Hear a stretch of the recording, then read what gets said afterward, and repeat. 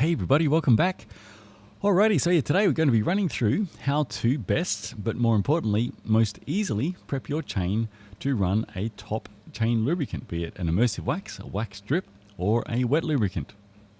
I do have what I'm going to be running through today in the instructions tab on the website, both a concise version as well as a full version. However, since reading seems to have been mostly debunked these days, it is good to try to get to this stuff on video as well. Okay, the first part to cover is the factory grease that comes with your new chain. It is still somehow debated that as to whether or not this should be removed, or if you should use that up for really as long as it wants to go initially, and then apply whatever you like to use over the top of that. The general golden rule, for a bunch of good reasons, is that step one should always be, whether you're going to be immersive waxing or simply running a good, hopefully good, chosen drip lubricant, is that the factory grease should be removed.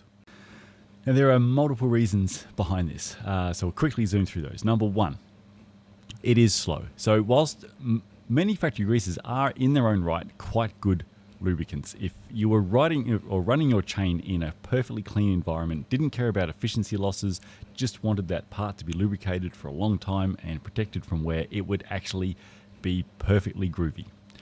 However, we typically want our chain to be, nice and efficient, and factory greases for a start are not that.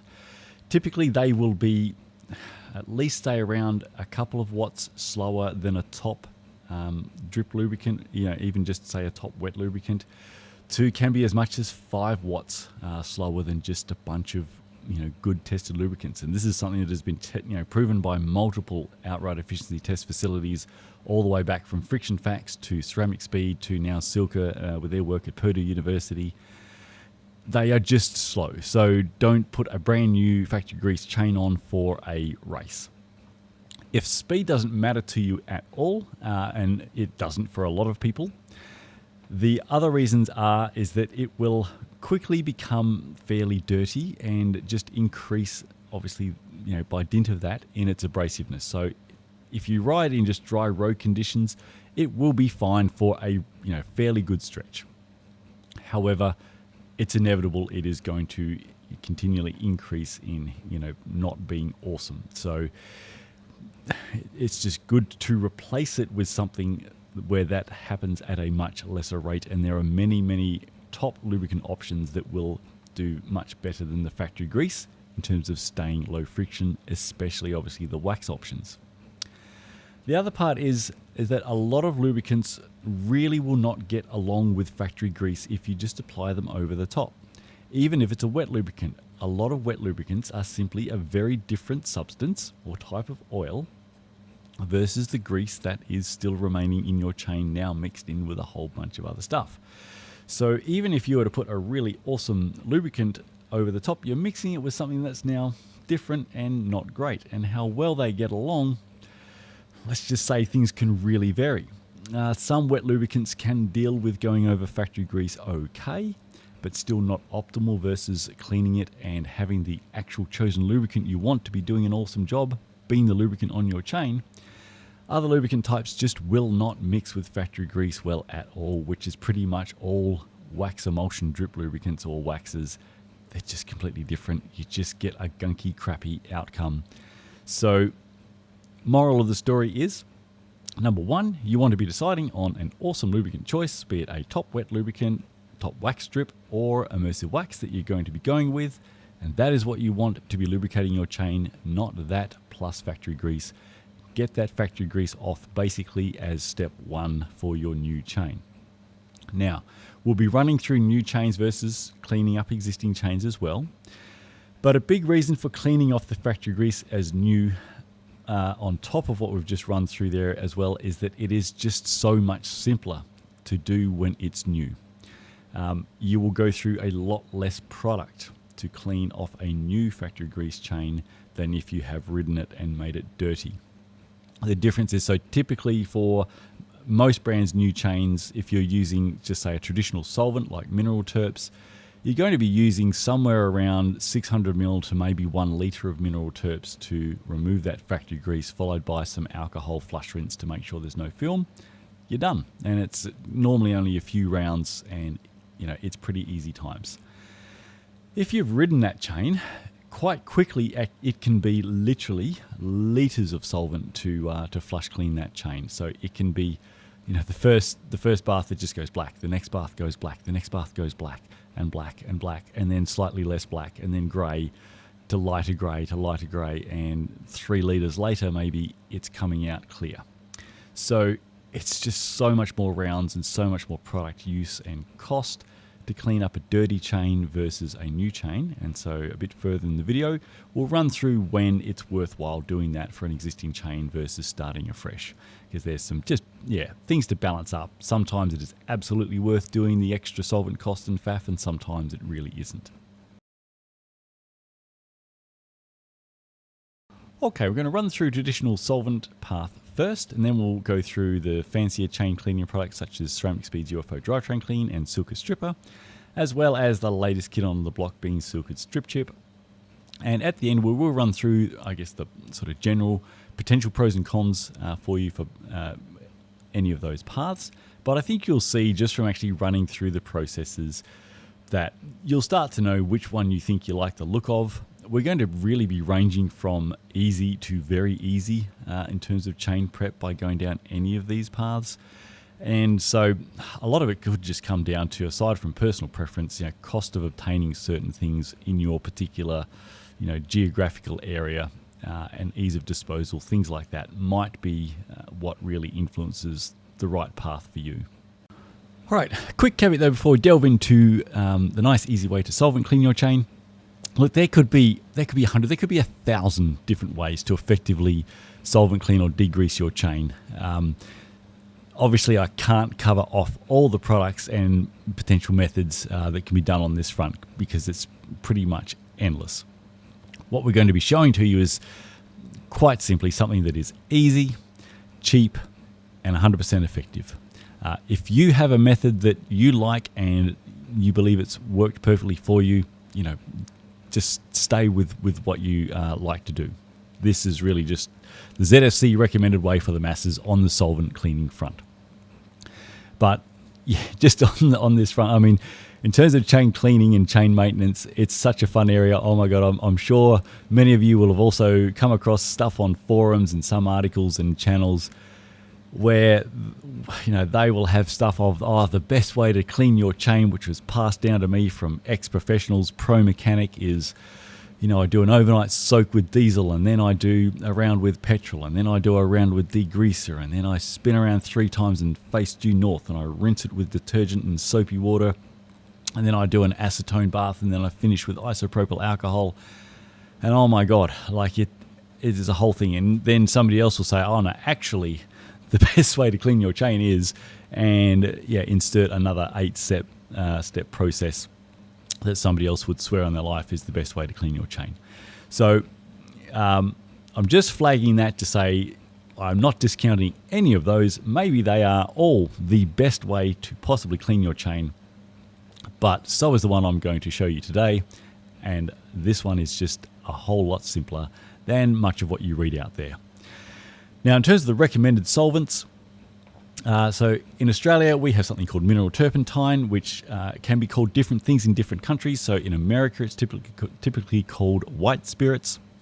We also finish, to ensure there's no film left behind, with a product called methylated spirits, which is basically just alcohol with a little additive in it to make it not so palatable for hardcore drinkers to go nuts.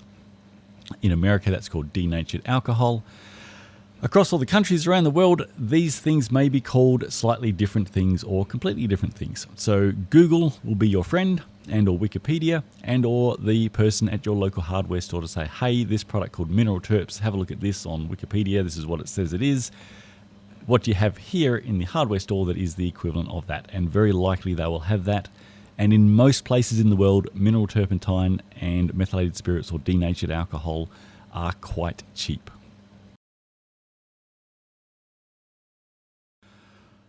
Okay, so hydrogen embrittlement can definitely be a thing when you are cleaning your chain, because normally for factory grease you are giving the chain a bit of an initial soak. Sometimes people are soaking their chain in stuff for overnight or multiple days even, which is not necessary, but people do it. So if one does, or you just simply got busy and left it for a day, you don't want to be using something that could be causing hydrogen embrittlement, which Simple Green Original does that. A lot of citrus degreasers can do that. Things like sugar soaps and so on, I think, can also potentially lead to that. So if you're not using what we're recommending today, just check that whatever you are using does not cause hydrogen embrittlement, which is basically, from memory, it is the diffusing of the hydrogen atoms from that product into the metal, making the metal much more brittle, so it can make the chain snap quite easily. The chain metal needs to be fairly ductile. So yeah, just be careful on that. And lastly, why we're recommending what we recommend here with mineral turpentine and methylated spirits is that they are, so mineral turpentine is on the very low toxicity ranking, and methylated spirits is ranked as extremely low environmental toxicity. Mineral turpentine, at the end of the day, it's still a solvent, so you don't want to stick your head over an open container of it and just breathe merrily in. Take the usual precautions, so doing outside with plenty of ventilation if that's possible, and or wear a protective mask, so one that actually will block out fumes. But in general, very low exposure, such as cleaning a bicycle chain very periodically and taking just basic precautions. These are at the extremely low risk end of handling versus oh so many other solvent products out there. If you are a bit stuck, so you can only say clean your chain indoors in an apartment and ventilation options are a little bit limited, potentially you might want to look at a bio-friendly degreaser. So a number of cycling brands do make, environmentally friendly, so extremely friendly and safe to handle degreasers. They may be what you want to go for. The only real downside of those is that you're going to be paying a lot more. Lastly, just remember on that front, so whilst the degreaser itself may be very environmentally friendly and it may be rated as being okay for what's known as direct release, which means you can just sort of pour it straight down a waterway and you're not going to have any adverse effects in the environment as to wherever that ends up coming out. If you have used that to clean off factory grease, it's not environmentally friendly anymore. So if you've got something environmentally friendly and you mix it with something that's not environmentally friendly, your new mixture is not environmentally friendly. So dispose of that product appropriately. Alrighty, let's go demonstrate how to solvent clean a chain and see how easy it really is. Okay, this should be a really simple demonstration. Apologies, my voice may vary in volume. My wireless mic is not working. Doing some fun camera things, me and anything technology. Alright, so we have our new chain. You just need a container that you can seal. Mineral turpentine is recommended, but as discussed, there are other products you can use, no doubt mini degreasers. Okay, seal up. Now you want to give it at least about a 15-minute soak. You don't need to go nuts, but if you're using a safe product like mineral turpentine or any other solvent that does not cause hydrogen embrittlement, if you want to leave it a bit longer or overnight, it doesn't matter. Mineral turpentine, you can leave it for a month and come back and you will be fine. But you only need to give it at least the 15 minutes, but about that is fine. Once you have done that, you come back and just give it a nice swish. You would swish it for about a minute or two. So give it at least 1 minute. Now once you've done your initial bath and soak, then baths 2 and 3, you really can just basically smash through. So you would be decanting this out. Let's see if this container will work.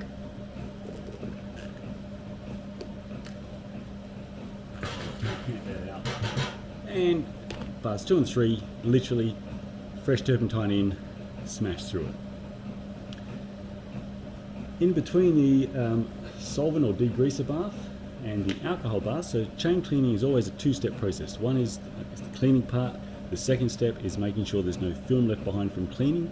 so that we've got perfectly clean and clear chain metal for our wax or wax strip or wet lubricant, because a lot of those can be fancy these days and have friction modifiers in that we want bonding to clean and clear chain metal, not trying to fight through a film of any solvent or degreaser left behind.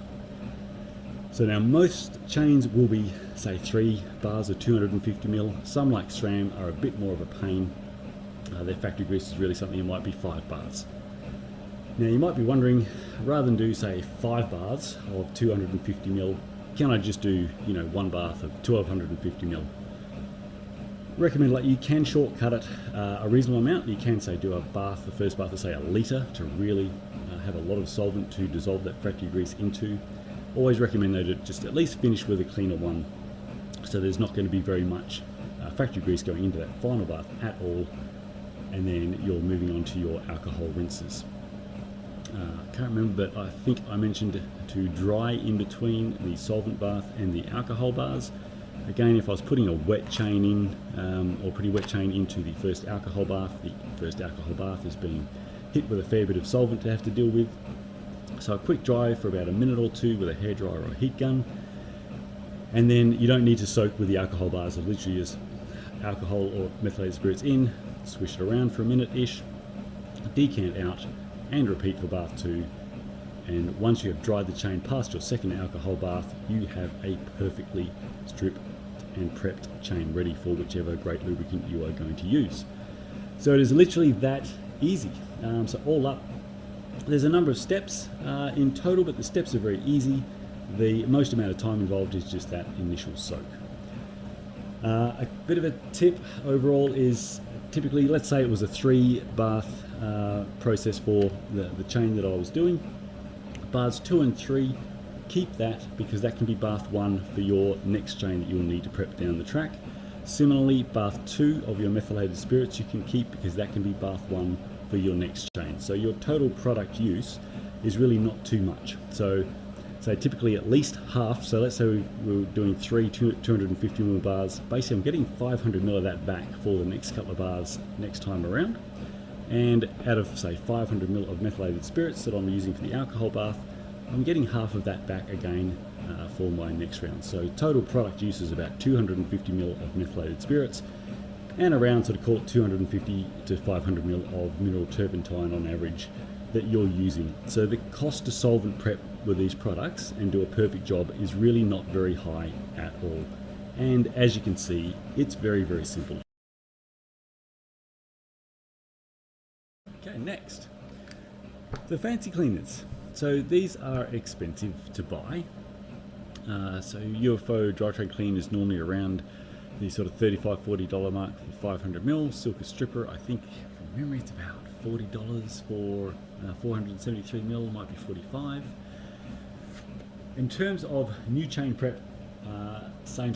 Now, whilst they're expensive, both manufacturers claim that you can basically clean around 5 to 6 chains worth of factory grease in 200 mil. So very, very powerful cleaning solvents that can absorb a lot of grease whilst also being very environmentally friendly.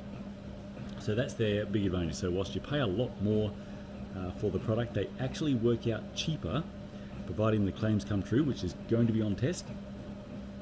But in terms of the number of chains that you can clean for that price, they actually work out cheaper even than solvent. And as a bonus, it is overall less steps and less time. This is just my spare bidon that I have used since way back, which I have UFO drivetrain clean in. Again, you could use a container exactly like what we demonstrated before, or if you've got a old spare bidon, then they work great as well. So literally we are just going to be putting our chain into our either UFO drivetrain clean or silk stripper, and very similar to with the solvent, the initial bath, we are going to be giving that around about 10 minutes. So a little bit shorter, 10-minute soak is really all you need for these. After that 10 minutes, basically same thing, you would come back and you're going to shake that around for a minute or two, and once you have done that, the difference with these is that instead of rinsing it with alcohol, we are going to be rinsing it with hot water. Apparently even cold water will activate it. The difference between this and say solvent and alcohol is alcohol you're leaving really a perfectly stripped clean chain. The chain metal is clean and clear for the lubricant to get to. These actually will leave behind a film that is designed to promote the bond, especially of waxes, to the chain, but perfectly fine for any wet lubricant as well. They are designed to help the lubricant that's going on bond to the chain metal. So things are just a little bit different. Just that 10-minute soak in your either UFO drivetrain clean or stripper. Shake for a minute or two, and then instead of alcohol, rinsing with hot water. Get your chain out any number of ways. Find that one nice and easy. Move it to a container, and we can see that it has gone a milky white color. So you're basically going to give it a number of bars of hot water until the water is basically clear. Normally I just put the whole kettle through and that does the job perfectly.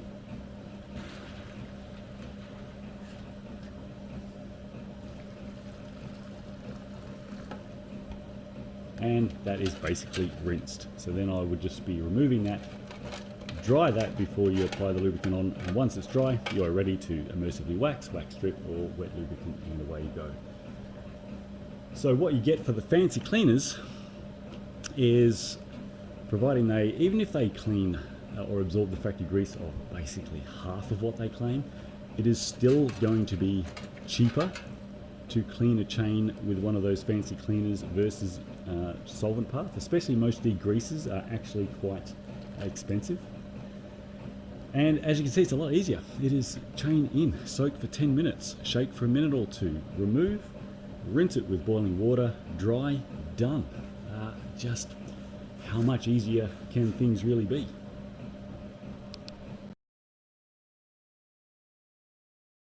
All right, last main one we're going to be running through today is the Silka strip chip. So this is obviously for those who are immersive waxing or immersive wax plus wax strip, because you are, quite obviously prepping it in immersive wax. I don't have time, unfortunately, now, and my general sort of videography is terrible anyway, so I won't do a video demonstration of the strip chip, but we'll have a quick talk through it. It is very, very easy. Right, first quick caveat is you will want a temperature control pot. So you can, Silka have their sort of custom one for this. There are others you can get, but if you're not going to get a temperature control pot that goes to 125, I would recommend against going the strip chip path. You can do it via non-temp control, but it's a lot of faff then, as opposed to being super easy, and you may not necessarily nail it, because how the non-temp pots put temperature in and the lag that you get when they're on and off, your temperatures are going to be a bit all over the place, and you're probably going to be over and under as opposed to just being dead on the target temp. So that caveat aside, let's assume temperature control pot, then it is literally melt the wax to 125. It is basically one strip chip per, the Silka pot takes around sort of 250, 300 grams. You can use a larger pot, it'll be fine in 500 grams. So one strip chip into that ratio, one strip chip per chain. Do one chain at a time. If you're looking to do multiple chains, do them individually. So just melt the wax up to the 125 that you have set. When it's at 125, pop your strip chip in, give that a minute or two to melt, pop your chain in. Now this is really where I guess my instructions are just slightly more thorough than Silka's own. Silka say 10 minutes. I found when I did that, it could have just been that the chain metal was quite cool because it was winter here. That the chain will drop the temperature of the wax in the wax pot, especially that Silka one. It's fairly small, quite substantially, and it takes a little bit of time for it to get back up to temp. So I found from when I put the chain in, give it at least 5 minutes. You can certainly give it a swish or two in amongst there just to help everything move around, but you want to give it at least 5 minutes for the wax to be back up to the 125 degree temperature. then give it the recommended 10 minutes that Silka say, swishing every sort of 3 to 5 minutes, just a little bit of a swish, remove it and hang it to set, and you're done. So I've found, like, when I've had friends that have bought a new bike, they've ducked up to the workshop rather than faff around with solvents. It's a toss-up sometimes. Do I just use my UFO DT Clean, which, as you saw, super easy and quick, or do I just pop a strip chip in to the pod? I can get the wax already melted, strip chip done. They rock up with the bike. We pop the chain in every 3 to 5 minutes as I'm nattering with them, as well as just cleaning off any residual factory grease from the chainring and cassette. And then it's done. So it's so easy to do if you've just got that right equipment, the basic instructions, and you're away. So yeah, in a nutshell, melting the wax, strip chip in, let that melt, chain in, give it sort of 5 minutes to get back up to temp, swishing it a few times for another 10 minutes total past that point, and you're done. Strip chips are relatively expensive, so I think in Australia they work out to about $6 or $7 a chip, so that's your sort of cost to prep a chain. But it sure is easy if you've got the temp control pot.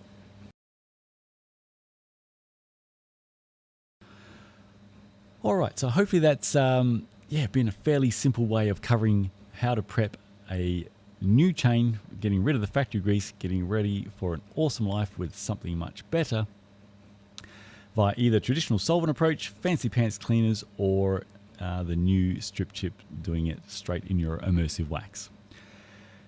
And again, yes, there can certainly be a lot of other ways that people will want to clean their chain that may work just as effectively as the solvent method that I showed you, but I can only stress that the solvent method that I showed you, it's cheap, it's very simple, it's guaranteed, it's low toxicity, all those good things.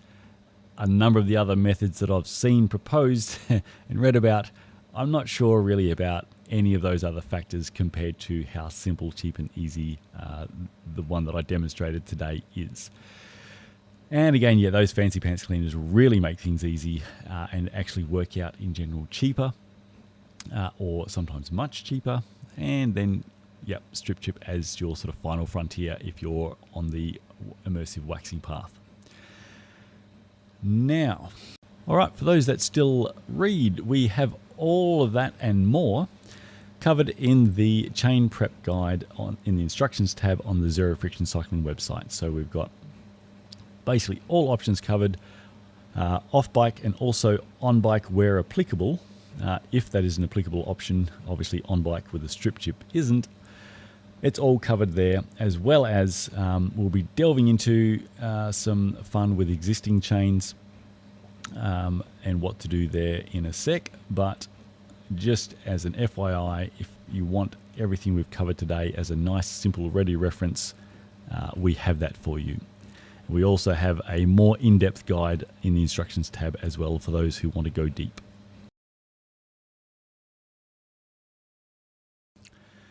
Okay, so now some are just never going to be happy to take their chain off to prep it off bike, and so looking to do that on the bike.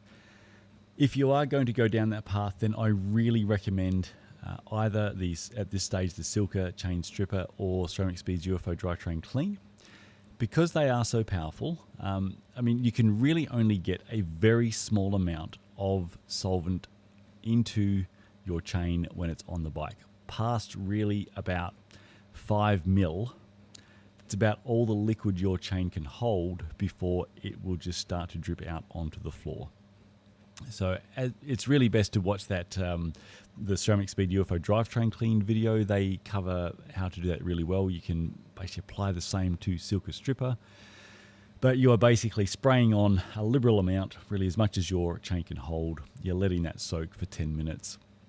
I can't recall. I think they may give it another sort of quick spray through, work through, and then you're rinsing it off. But you really need those very powerful solvents that are designed for this. They are also safe in terms of they are not going to attack your paint. They are not going to attack your bearing seals, things like that.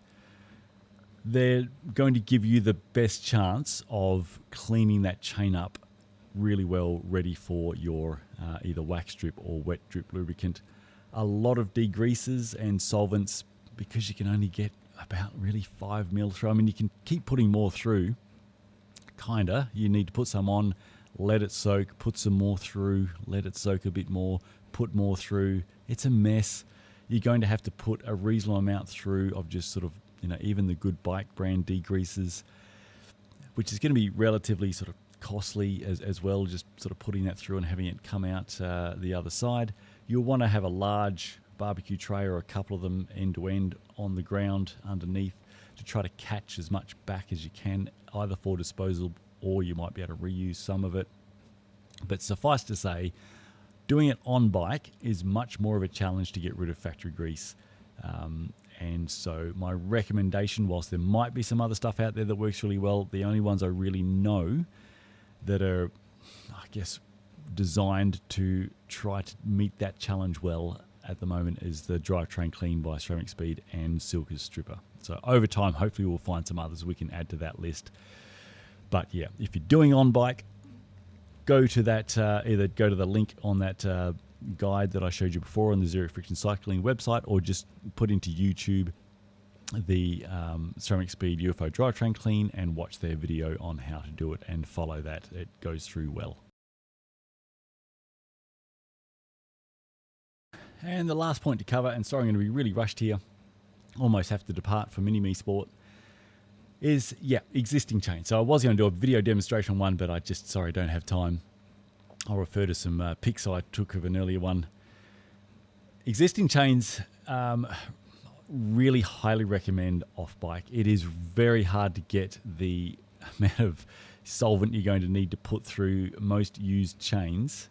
Now, obviously, there's a big scale, how used, what you've been using, where you've been riding, all that stuff. It's different if you've ridden 100 kilometers on factory grease versus if you've ridden 2,000 kilometers using who knows what.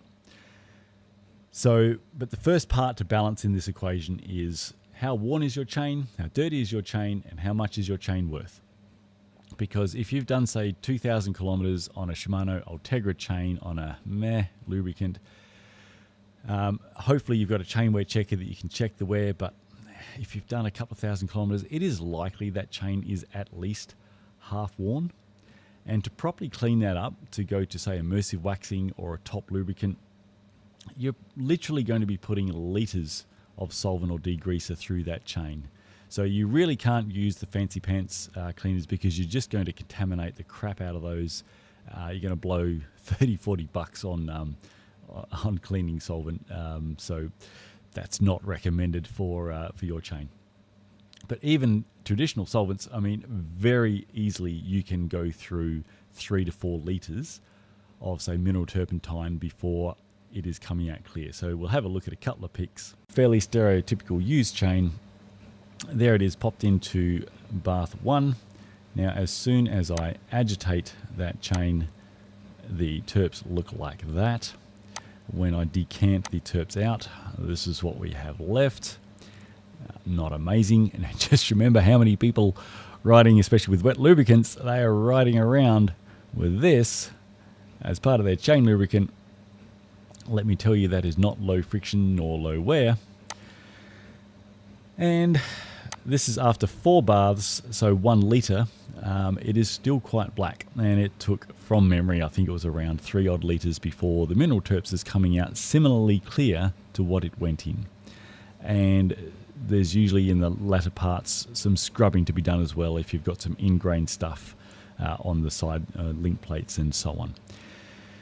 Now, yeah, so if you've got a Ultegra chain that you can probably pick up online for about 40 bucks and it's half worn, are you going to put 3 or 4 litres of solvent through to clean that chain? Most of that you're not really going to be able to get back to use on your next chain. It's just heavily contaminated. Or is it worth just either stay the course and obviously clean up your next new chain when it's new chain time, or just if you really want to get off what you're using because you think it's probably not amazing for your drivetrain anyway, and get onto something great like immersive waxing or a good wax strip or wet lube, then just start with a new chain. Now, if you have, though, a very expensive chain, and especially the expensive chains that are really long lasting, like a lot of the SRAM lines, where SRAM have a lot of very expensive chains, but at least they are very hard wearing, such as your SRAM Red E1 your XX1 and XO1 chains, and pretty much anything above GX level in T-type, which range up to like $260. Even if you've put a couple of thousand Ks or potentially more, even if it's running previously a not great lube, because they have such great wear resistance and they're really expensive, then in most cases they won't be hopefully too badly worn at all, and it's going to be well worth putting through 3 or 4 litres of solvent to perfectly clean them and get them onto a much better lubrication choice. So it really comes down to how much is your chain worth, how worn is it, and then make the call on whether or not it's worth cleaning up that existing chain. Part of it as well, obviously, which has got a lot of variance on the spectrum, is what were you using before and for how long. So, in a lot of cases, 500 kilometers of use, it's still going to take 3 or 4 liters probably to clean it. You'll be amazed how quickly a chain goes from needing not much solvent to clean it when it's brand new to, oh man, just every bar's still coming out black. But at least the wear damage shouldn't be very much by, sort of about the 500 kilometer mark. And so it's still usually worth going down that path, getting that chain onto something awesome and giving it a great long lifespan, even if it's a relatively sort of more budget line chain. All right, that better be a wrap. I have to dash. I'm not even going to have to be able to check the clips in this one, so if there's any massive errors, let me know. But I'm going to try to get this uploaded because I won't have a chance to get back to my PC for quite some time. Have a great weekend, everybody. Hope you found this helpful. Excited about F1 this weekend. It's going to be pretty cool stuff. C6 compound for the first time. Also, super excited about Murderbot. That is... out today on Apple. Loved the novella series by Martha Wells. I so hope this adaptation lives up to how awesome the books were. You never know. Reviews so far look good, but I'm excited. So we're going to have a good time with that later on tonight.